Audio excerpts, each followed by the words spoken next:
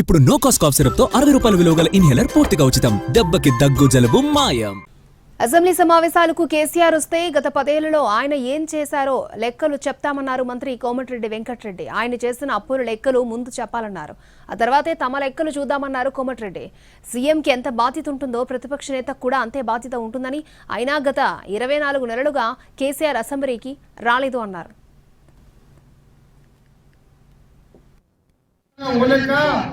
రేపటికెళ్ళి ఒక లెక్క అయ్యా కేసీఆర్ గారు మా పార్టీ పుట్టిన రోజులే నేను ఒకటే అడుగుతున్నా.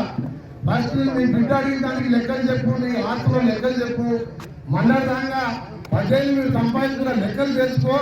మా లెక్కలు తెలుసుకున్నానికి ఏం లేదు. ప్రజలు మన పార్లమెంట్ లో నీ పులుసున్నాయి. కేసీఆర్ వస్తుంది అసెంబ్లీకి, రేపటికెళ్ళి అసెంబ్లీ ఉన్నాడు రమ్మని మీరు 24 నెలలకెళ్ళి మొత్తుకుంటున్నావు. నీకు జీతం ఇస్తున్నావురా బాబు. నువ్వు అసెంబ్లీకి వచ్చి నీకు ప్రతిపక్ష నాయకుడు హోదా ఉన్నది. మా హోదా లేనప్పుడే మా భట్టి గారు వచ్చిండు. అక్కడ ఖర్గే గారు పార్లమెంట్ లో కొట్లాడే హోదా లేనప్పుడు నువ్వు ఎందుకు రావు? ప్రతిపక్ష నాయకుడు అంటే ముఖ్యమంత్రికి ఎంత బాధ్యత ఉండదో ప్రజా సమస్యల మీద అంతే బాధ్యత ఉంటుంది ప్రతిపక్ష నాయకుడు. ఇప్పుడు వస్తా 24 నెలలు